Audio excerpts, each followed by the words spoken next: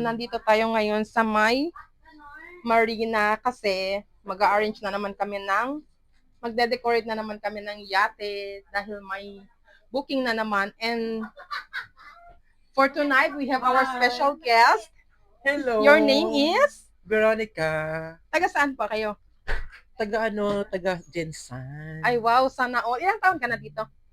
15 years. Wow, Matagal na ako yayamanin dito. na sa Pilipinas. Tama lang, makabuhay. May jowa, wala. Single.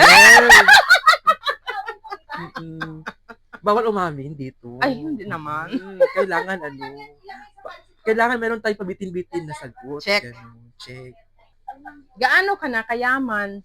Ayaw ko magsalita. Ito na lang siguro tingnan nyo yung mga kapaligid natin. Ay, wow. Ang laman itong mga ano na to. Ganun lang. Hindi pa na masyadong mayaman. Medyo lang. Marami ka nang naipundar? Marami naman. Pati utang na ipundar na rin. Ay, sana all. Marami ka ng resibo? Ang dami. Yun ang marami sa akin. Puro check. Check lang. Walang ekes. Anong masasabi mo sa mga gustong mag-abroad or mag-a-abroad pa lang? Okay. Ano yung advice mo para sa mga kanila? taong gusto mag-abroad, una sa lahat, isipin nyo muna kung anong kukunin nyo sa abroad. Kung sure ba kayo na magtatrabaho kayo doon o di kaya meron ba kayong panlaban? Kasi hindi lahat na nag-abroad automatic kakakuha ng magandang trabaho. Ang tanong, handa kayong maghirap? Di ba? First thing sa abroad dapat, willing kayong maghirap. Sa kanya makuha yung mga pangarap ninyo years to come. Hindi lahat ng iniisip natin dahil nakatapos ka ng engineer, padating doon engineer ka agad, di ba? Dumadaan tayo sa mga Jollibee, sa mga KFC, di ba? Exactly. Oo, so dapat yung mga gusto mag-abroad dyan, ang isipin ninyo, punta tayo doon, handa tayong maghirap dahil mapakabayani tayo sa abroad. At saka number 2, handa nyong iwanan ang mahal nyo sa buhay. Kasi, hindi sabihin iwanan ninyo, kalimutan ninyo. Maghanap na ng iba. Dagdagan. Dagdagan. Oo, sumasa kabilang bayan. Ganon. Hindi naman, sa totoo lang, no, ang masabi ko lang, sa abroad is nothing is permanent here. Kaya isipin ninyo, mahalin nyo ang pamilya sa Pilipinas because anytime tayo makabalik, makauwi dyan sa bansa natin, no matter how good you are in other country, iba pa rin ang bayan natin. Check. Iba pa rin ang kamag-anak natin. Sila yung totoong taong nagmamahal sa atin. Am I right to say that? Yes, no, correct. Diba? Exactly. So, last ko lang, final advice sa inyong lahat sa mga taga-Pilipinas na gusto pumunta ng abroad, any part of abroad, pupunta tayo dito para maghanap buhay. Okay? Kasi kung mayaman tayo, di tayo pupunta dito. Check. So, ibig sabihin, lahat tayo naman dito, yung mga taga rito naman, huwag mataas ang tingin sa sarili. Laging humble. Kasi lahat kayo pumunta dito dahil mahirap ang Pilipinas. Kung ano man naabot nyo ngayon, mayaman kayo ngayon, pasalamat na lang kayo. Pero don't look yourself very high. Exactly. Pantay-pantay tayong mga nag-abroad dito na naghihirap. Kahit anong yaman nyo dito, dumaan din kayo sa hirap. Kaya igalang natin ang kapwa Pilipino natin. Kagaya ng paggalang sa sarili natin. Lagi nga pa kumbaba, be humble always. Kasi may nakita ako marami, sorry sa mga natatamaan ng mga Pilipino, kaunting ano lang dito, angat dito, hindi na naman silang kapwa Pilipino kasi iba na yung feeling niya. Exactly. Hindi naman sa ganun. Kumbaga, we always be a Filipino. Yes. Yun lang tatak Pilipino tayo. So, hindi naman pala napakabait. Ang sa akin na naman is, masakit naman, no, kung if you want help, iba pa yung lahat makatulong sa'yo, kapwa Pilipino makatulong sa'yo. So, please, subscribe to the channel, and like, and share. Thank you. Yun lang. Sa current situation naman sa Pilipinas, ano yung masasabi mo? Actually, hindi dapat yan mangyayari. Kasi ang nangyari kasi dito, napupunta tayo doon sa hindi pagkakaisa. Alam mo ba, the power of love, kasi isa lang ang gamot niyan eh. Magmahalan tayong lahat, mawawala ang kulay, mawawala ang lahat ng diferensya sa bawat isa sa atin kung ang pagmamahal ay ipairal natin. Walang gamot dyan eh. Pagmamahal sa bayan, pagmamahal sa kapwa-tao, din maisip mo na hindi ko to gagawin, Dahil mahal ko ang bayan ko, mahal ko kapwa ko tao. So everything will comes good. It will follow. Spirit everything is good. Right? Or yan naman siguro Yes. masasabi ko. Kung malakas ang paniniwala mo sa Lord, at saka Matakot yun, ka sa mga ginagawa. yes, mahalin mo ang kapwa mo, mahalin mo ang bayan mo, hindi mangyayari yan. No? Kaya tayo nagkaganyan dahil nalihis tayo sa landas. And that is my word on. And I, thank you.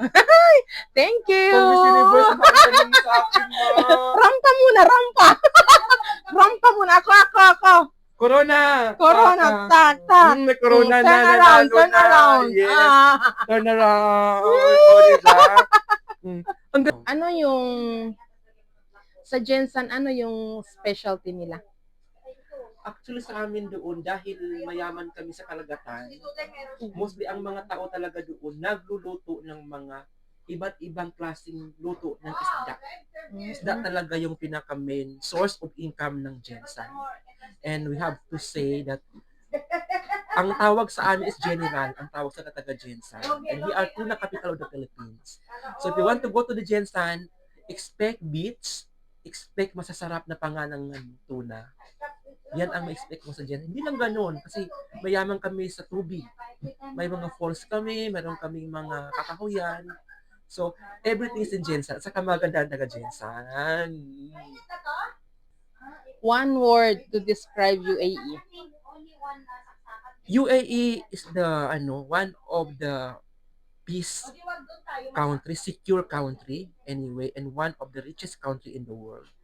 And as I said, the diversity of UAE is very big diversity of humanity. Iba-iba silang lahi, iba-ibang country ang nandito. At saka dito mo ma-experience lahat ng mga luho mo sa buhay. Nabibili mo lahat ng gusto bilhin mo dito sa UAE. Available lahat mula sa malunggay hanggang sa niyog. 'Di ba? As a Filipino like me, ang supermarket ng UAE is very available lahat. No? So, and aside from that, sa mga expat naman, ma-meet mo lahat ng country, maramdaman mo talaga na gaano ka-importante ang mga Pilipino dito.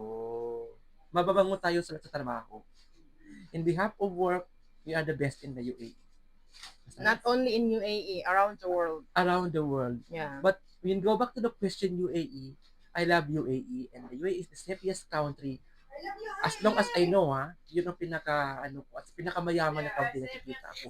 Nag-travel na ako ng maraming bansa, pero iba pa rin ang paglapag mo sa iyo, iba pa rin. Iba yung road, iba yung mga buildings, lahat puro modern, mayaman ng mga tao.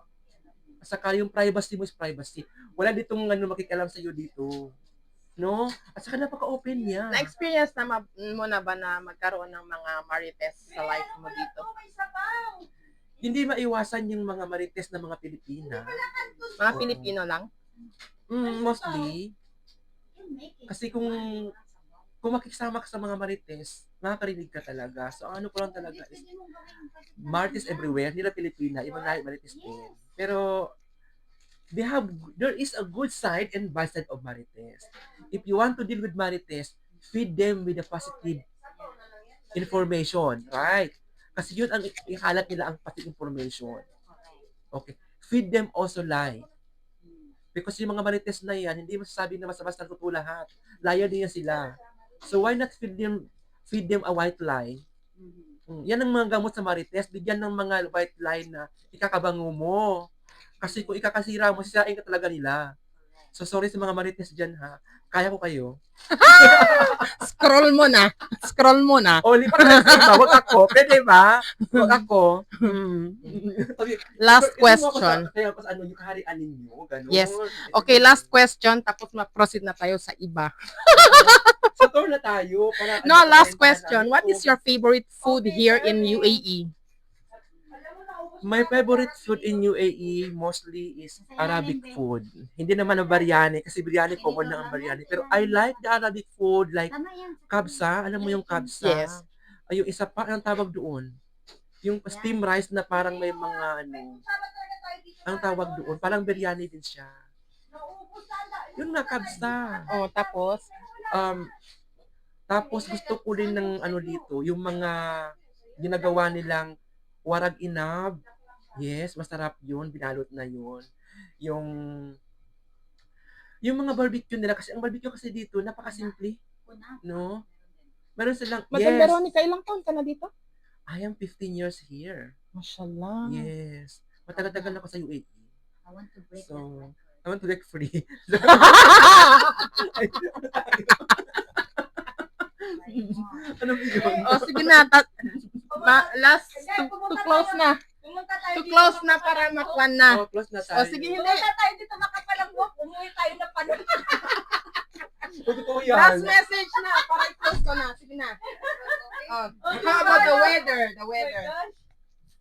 The weather in the UAE is para siyang ano, no? 2 seasons lang siya. Summer or winter. Pero mas mahaba yung kanilang ano, winter. Kasi dito kasi ang winter dito, kahit nasa ano yan, nasa mainit yan, winter na yun sa atin. Ang pinakasama talaga dito, 4 months lang. Mostly are winter, pero hindi ganun kalamig. So weather naman maganda pag ganitong season sa winter, hindi ganitong summer. Mainit siya, pero kaya ang init. Kasi mayayaman ang mga tao dito. Sige May na, mga AC. last na. Ano ba? Yalla, mag-bye na. Thank you and bye. Live. Ano bang ano sa sabihin ko sa vlog mo? Yun lang. Sinabi mo na kanina. Like, comment, and share. Para sa mga viewers dyan, para sa mga marites dyan, wag ako, kaya ko kayo, hindi naman. Tapos, say, love to all, magmahalan tayong lahat. Love is a powerful to conquer it all. Para sa Pilipinas naman, pagmamahal lang yan. Pagmamahal sa bayan, pagmamahal sa kapwa-tao. And that's all. Thank you. Thank you. Subscribe. Tan tanan tanan. Tan tanan tanan.